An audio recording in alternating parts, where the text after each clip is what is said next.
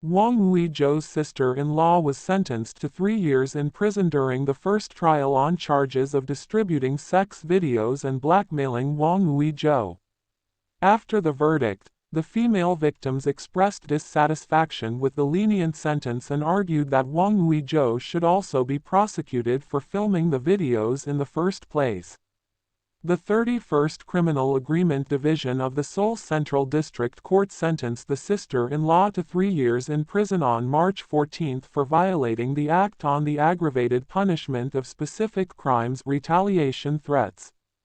The court further mandated that the sister-in-law undergo a 40-hour sexual violence treatment program and imposed a 3-year prohibition on employment in institutions serving children, adolescents, and individuals with disabilities.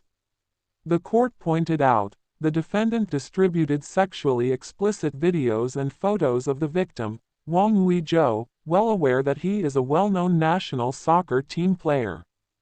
The defendant threatened the victim and ultimately posted the content on social media.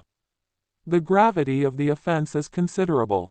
Continuing, the court stated, the defendant denied the offense for a considerable period from the investigation stage to the court proceedings and obstructed evidence collection by resetting their mobile phone. Therefore, it cannot be considered that the defendant is genuinely reflecting on their actions. However, the court added, we took into consideration the defendant's belated confession, her clean record before this incident, the difficulty in identifying the other victims besides Hwang, and the fact that the defendant is seeking reconciliation with Hwang also asking for leniency for the reason of the sentencing. Immediately after the verdict, a legal representative of the female victim's side addressed the reporters, expressing dissatisfaction with the ruling. The representative stated, anyone looking at this case would think Hwang Ui Jo is the sole victim in this case. The representative further stated, while it's plausible that the defendant alone carried out the distribution, it's crucial to note that if Hwang Ui Jo hadn't secretly recorded the video initially, and he recorded content without the female victim's consent, there wouldn't have been any material to distribute. Consequently, Hwang Ui Jo also played a role in the dissemination.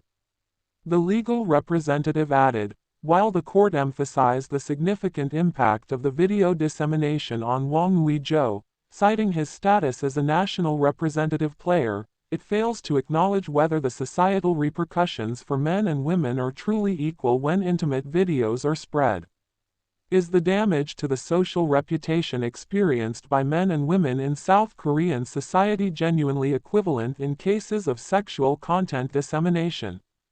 They further criticized, South Korean courts seem to lack proper recognition of the inherent fear and distress experienced by victims of digital sexual crimes.